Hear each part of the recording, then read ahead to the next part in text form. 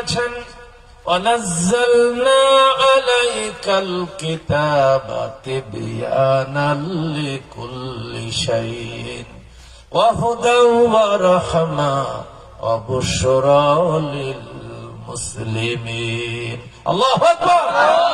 وَنَزَّلْنَا عَلَيْكَ الْكِتَابَ, হে নবী আপনার উপর একখানা কিতাব অবতীর্ণ করেছি। এই আয়াতে কোরআনকে কিতাব দিয়ে আল্লাহ ব্যাখ্যা করেছেন, যে কিতাবের মধ্যে তিবিয়ানাল লিকুল্লি শাইইন, যার মধ্যে ব্যবস্থা পত্র দিয়ে দিয়েছি মানুষের জন্য, মানুষের ব্যক্তি জীবন, পারিবারিক জীবন, সামাজিক জীবন, রাষ্ট্রীয় জীবন, এমনকি যদি রাষ্ট্র ক্ষমতায় যাও, আন্তর্জাতিক জীবন পর্যন্ত যত নিয়ম আছে, পদ্ধতি আছে, আইন আছে, আমি আল্লাহ রাব্বুল আলামিন এই কোরআনের মধ্যে সব বলে দিয়েছি।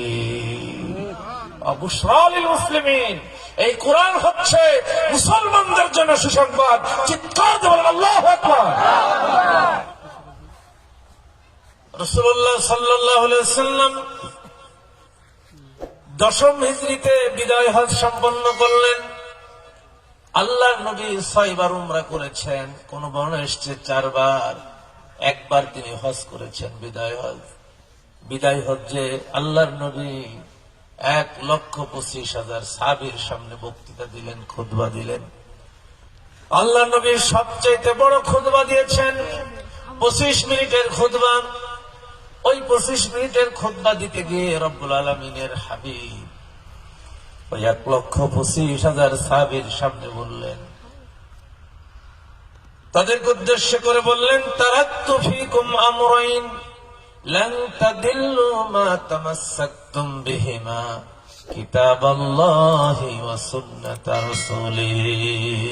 আল্লাহু আকবার। আবু দাউদের হাদিসে লেখা হয়েছে, মুয়াত্তা মালিকে লেখা হয়েছে, ইমাম মুসলিম হাদিসটা সংকলন করেছেন।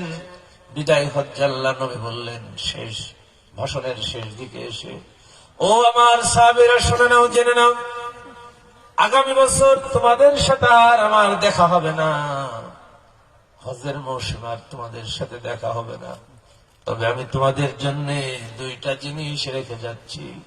যদি ওই 2টা জিনিস আঁকড়ে ধরতে পারো, ওই 2টা জিনিসকে তোমরা মজবুত ভাবে ধরতে পারো, আমল করতে পারো, আল্লাহ নবী বললেন, লান তাদিল্লু মা তামাসসাকতুম বিহিমা, কখনোই তোমরা পথ ভ্রষ্ট হবে না। সেই জিনিস হচ্ছে, একটা হচ্ছে আল কোরআন, আর একটা হচ্ছে নবীর সুন্নাহ। এই 2টার বাইরে কোনো কিছু আমাদের জীবনে মেনে চলার কোনো সুযোগ নাই। আল্লাহ রাব্বুল আলামিন এই কোরআনকে দিয়েছেন আমাদের জন্য এই কারণে, যাতে এই কোরআন দিয়ে আমাদের ব্যক্তি গঠন করা হয়, যাতে করে কোরআন দিয়ে আমাদের পরিবার গঠন করা হয়, যাতে করে কোরআন দিয়ে আমাদের সমাজ গঠন করা হয়, যাতে করে এই কোরআন দিয়ে রাষ্ট্র ক্ষমতা অধিষ্ঠিত হলে রাষ্ট্র কোরআন দিয়ে চালানো হয়। জোরে বলেন ঠিক কিনা? এই জন্য কোরআন হচ্ছে কমপ্লিট কোড অফ লাইফ। এই কোরআনের কোনো কিছু বাদ দেওয়ার কোন সুযোগ আল্লাহ তাআলা দেন না। কিন্তু আমাদের সমাজে অনেক শ্রেণীর মানুষ আছে, কেউ কোরআনকে পূর্ণাঙ্গভাবে অস্বীকার করে, কোরআনের কোন আয়াত মানে না, দাড়ি আছে, টুপি আছে, নামাজ পড়ে, রোজা রাখে, হজ করে, কিন্তু কোরআনকে তারা মিথ্যা প্রতিপন্ন করে। এরকম মুসলমান আমাদের দেশে আছে না নাই? আছে না নাই? আঙুল দিয়ে দেখাই দেব। বলেন তো দেখি, সুদ খাওয়া হারাম না হালাল? হারাম। আছে কোরআনে? কোন সূরা আছে?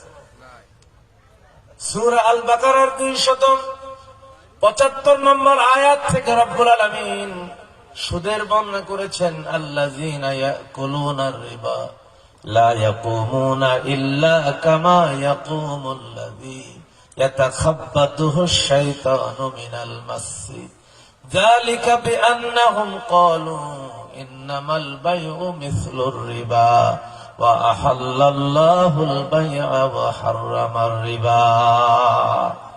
যারা সুদ খায়, আল্লাযীনা ইয়াকুলুনার রিবা, যারা সুদ খায়, সুদের লেনদেন করেন, সুদের হিসাব লেখে, সুদের সাক্ষী হয়, আল্লাহ রাব্বুল আলামিন বলছেন কিয়ামতের দিন তারা আল্লাহর সামনে দাঁড়াবে এমন ভাবে, জিনে ধরা রোগী যেই রকম অবস্থা তৈরি হয়, এই সুদখোর গুলো আল্লাহর সামনে ওইভাবে দাঁড়াবে।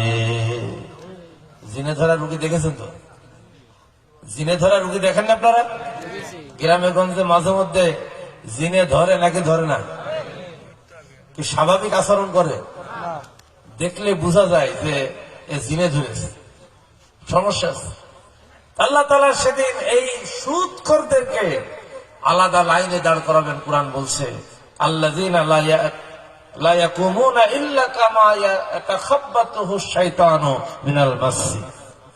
শয়তান তার উপরে আসর করলে, জিন তার উপর আসর করলে যেই রকম ভাব তৈরি হয় মানুষের, কিয়ামতের দিন ওই রকম মাথা ঢুলিয়ে ঢুলিয়ে আল্লাহ তাআলা দাঁড় করাবেন তাদেরকে। দেখেই চিনে ফেলবে দুনিয়ায় এই কাম করতে।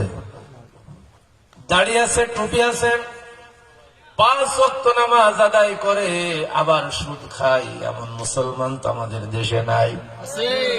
আছে? কম না বেশি?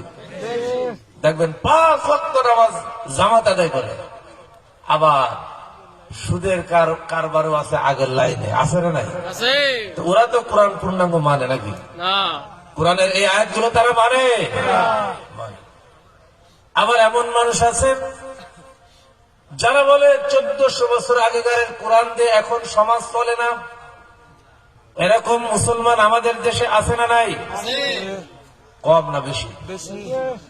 আবার গায়ে জোরও আছে তাদের বেশি, ঠিক কিনা? রাজনৈতিক শক্তিও আছে, অর্থ আছে। তারা বলে 1400 বছর আগেকার ওসব দিকে এখন সমাজ চলে নাকি? এখন আল্টা মডার্ন যুগ, এখন নতুন নতুন নিয়ম দিয়ে আমাদের সমাজ চালাতে হবে, আমাদের রাষ্ট্র চালাতে হবে। তা না হলে কি আমেরিকার সাথে টিক্কা দেওয়া যায় নাকি? যারা এই কথা বলে কোরআনের পরিভাষায় তাদের কি ঈমান আছে? তারা কি মুসলমান আছে? আল্লাহ রাব্বুল আলামিন কোরআন যারা স্বীকার করবে, কোরআনকে মিথ্যা প্রতিপন্ন করবে, তাদের পরিণাম হবে জাহান্নাম। কি পরিণাম হবে? আমি দলিল ভিত্তিক কথা বলি। সূরা আরাফের 40 নম্বর আয়াতটা একটুখানি খুলে দেখেন, আল্লাহ তাআলা স্পষ্ট করে দিয়েছেন, ইন্নাল্লাযীনা কাযযাবু বিআয়াতিনা ওয়াস্তাকবারু আনহা লা তুফাত্তাহু লাহুম আবওয়াবুস সামাই ওয়ালা ইয়াদখুলুনাল জান্নাতা হাত্তা ইয়ালিজাল জামালু ফি সাম্মিল খিয়াত। আল্লাহ রাব্বুল আলামিন বলছেন ইন্নাল্লাযীনা কাযযাবু বিআয়াতিনা, যারা আমার আয়াত সমূহকে, কোরআনকে মিথ্যা প্রতিপন্ন করবে, অহংকার করবে। আল্লাহর কোরআন বলছে যখন সে মারা যাবে, তার রূহটা যখন আসমানের দিকে নিয়ে যাওয়া হবে ইল্লিনের জন্য, আসমানের দ্বার রক্ষী বলবে লা তুফাত্তাহু লাহুম আবওয়াবুস সামা, তোমার জন্য আসমানের দরজা খোলা হবে না। জোরে বলেন ঠিক কিনা? কোরআনে আছে না নাই? আছে। কোন সূরা আছে? আরাফ কত নম্বর? 40 নম্বর আয়াত। লা তুফাত্তাহু লাহুম আবওয়াবুস সামাই। আয়াত এখানে শেষ হয় নাই। ওয়ালা ইয়াদখুলুনাল জান্নাতা হাত্তা ইয়ালিজাল জামালু ফি সাম্মিল খিয়াত। সে জান্নাতে প্রবেশ করতে পারবে না ততক্ষণ পর্যন্ত যতক্ষণ না সূচের ছিদ্র দিয়ে উট প্রবেশ করতে না পারে। এখন আপনারা বিচার করে দেন, সূচের ছিদ্র দিয়ে কি উট ঢুকানো সম্ভব? না। কথা বলেন না কেন? সম্ভব। তবে যারা বলে 1400 বছর আগেকারের কোরআন দিয়ে সমাজ চলে না, রাষ্ট্র চলে না, এই কথা বলার সাথে সাথে আল কোরআন বলছে তুমি কাফের, তোমার জন্য জান্নাত হারাম। আল্লাহু আকবার। সংসদে যাও, বিশ্বনবী মুস্তাফা। আল্লাহু আকবার।